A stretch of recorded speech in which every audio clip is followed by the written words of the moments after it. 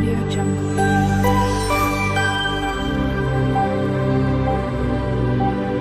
Audio Jungle. Hello everyone, જય શ્રી કૃષ્ણ. મારી ચેનલમાં તમારું સ્વાગત છે. આજે હું હોટલ જેવો લાજવાબ ટેસ્ટથી ભરપૂર મટર પનીર પુલાવની રેસીપી શેર કરવાની છું. મારી આ રીતથી તમારો પુલાવ સરળ રીતે અને જલ્દી તૈયાર થઈ જશે અને ખુશ્બુદાર પણ બનશે. ચેનલ પર નવા હોવ તો જરૂરથી ચેનલ સબસ્ક્રાઈબ કરજો, જેથી મારા દરેક વિડીયોનું નોટિફિકેશન તમારા સુધી પહોંચશે.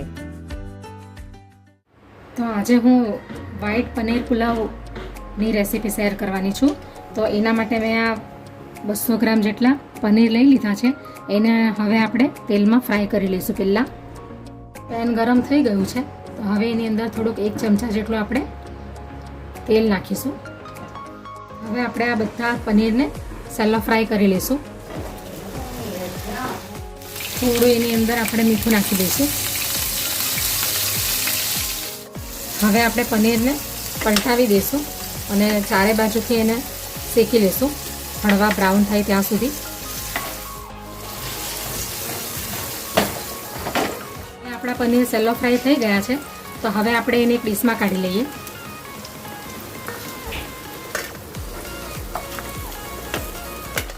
હવે આ પનીરને આપણે સોફ્ટ બનાવવા માટે એને ઠંડા પાણીમાં નાખી દઈશું.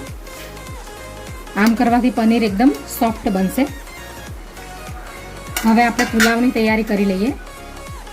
તો પુલાવ બનાવવા માટે મેં આ વાટકી 1.5 વાટકી જેટલા મેં આ બાસમતી રાઈસ લઈ લીધા છે અને મેં એના અડધો કલાક પહેલાં પલાળી રાખ્યા હતા. અને આ બધું વેજીટેબલ્સ આપણે નાખતી વખતે બતાવતી જઈશું. તો હવે હું કુકરમાં પુલાવ બનાવવાની છું, તો ગેસ ઉપર કુકર મૂકી દીધું છે. હવે 1 ચમચા જેટલું અંદર આપણે ઓઇલ નાખીશું અને 1 મોટી ચમચી જેટલું આપણે એની અંદર દેશી ઘી નાખીશું. ઘી નાખવાથી પુલાવનો ટેસ્ટ એકદમ સરસ આવશે. હવે આ આખા મસાલા લઈ લીધા છે મેં. તો અડધી ચમચી જેટલું જીરું લીધું છે અને આ સ્ટાર એનેસ છે અને 2 લીલી એલચી છે અને 1 ટુકડો તજનો છે અને 5-6 નંગ મરી લઈ લીધા છે અને 2 લવિંગ અને આ 2 તજપત્તા. હવે આપણે એને વઘારમાં નાખી દઈશું. થોડી હિંગ નાખી દઈશું અંદર. અને આ 6 થી 7 કળી લસણ છે, જેને મેં ઝીણા કાપી લીધા છે અને 2 નંગ લીલા મરચાં છે તીખા અને આ 1 ઇંચનો ટુકડો છે આદુનો, એ આપણે અંદર નાખી દઈશું. હવે આ એક મીડિયમ સાઇઝનો કાંદો કાપેલો છે લોંગ કટમાં, એ પણ આપણે નાખી દઈશું. હવે 2 મિનિટ એને શેકાવા દઈશું, પછી બાકીના વેજીટેબલ્સ નાખીશું અંદર.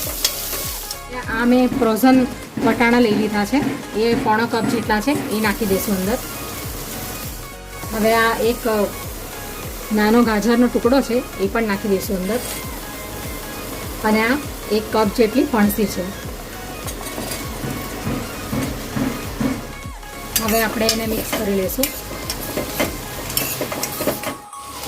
હવે આપણે એની અંદર સ્વાદ અનુસાર મીઠું નાખી દઈશું.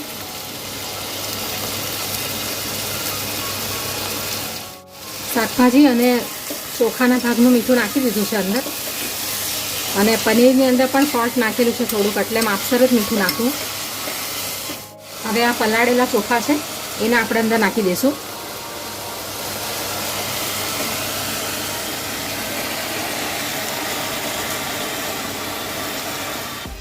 હવે આપણે એને હલકા હાથે હલાવીશું.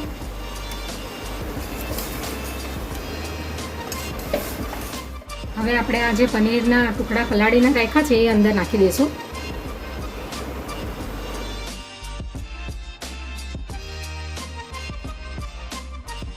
હવે આપણે એની અંદર પાણી રેડી દઈશું. અને ધ્યાન રાખવાનું છે કે ચોખા આપણે એક અડધો કલાક સુધી પલાળી રાખ્યા છે, એટલે વધારે પાણી નથી રેડવાનું એની અંદર, નહીં તો સ્ટીકી રાઈસ બની જશે. એકવાર એને હલાવી લેશું. 1.5 વાટકી ચોખા લીધા છે અને બાકીનો વેજીટેબલ્સ છે. હવે આપણે એની અંદર 1 મોટા ગ્લાસ જેટલું પાણી રેડી દઈશું. હવે એકવાર એને હલકા હાથે હલાવી લેશું. આપણે ચોખાને પલાળીને રાખ્યા છે એટલે એની અંદર વધારે પાણી નથી નાખવાનું. વધારે પાણી નાખશું તો સ્ટીકી રાઈસ બની જશે. એટલે એની અંદર થોડીક આટલી આંગળી ડૂબે ને એટલું જ પાણી ઉપર આવવું જોઈએ, વધારે પાણી નહીં. હવે આપણે થોડુંક અંદર લીંબુ નીચોવી લઈશું. હવે અડધી ચમચી આપણે એની અંદર આ શાહી બિરયાની મસાલો છે એ નાખી દઈશું અંદર, વધારે નહીં નાખીશું.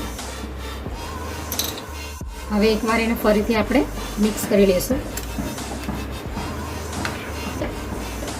તમારે ટેસ્ટ માટે નાખવો હોય તો નાખો, નકર પછી સ્કીપ કરી દેવો.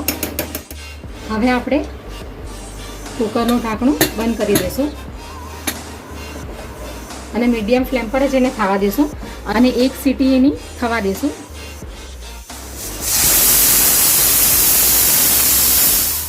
તો મીડિયમ ફ્લેમ પર એક સીટી થઈ ગઈ છે. તો હવે આપણે ગેસ બંધ કરી દઈશું અને આપણે એને તરત જ ઢાંકણું નથી ખોલવાનું કુકરનું. થોડીક વાર આ એનું પ્રેશર બધું જતું રહે પછી આપણે ઢાંકણું એનું ખોલીશું.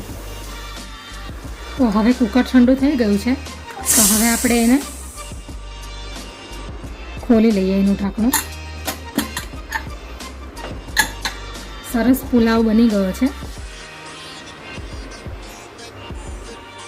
હવે આપણે એને ડીશમાં કાઢી લઈશું.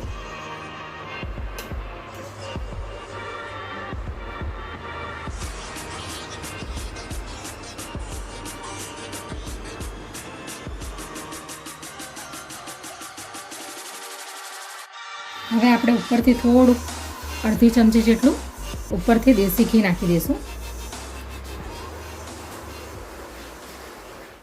તો તૈયાર છે આપણો વ્હાઈટ પનીર પુલાવ.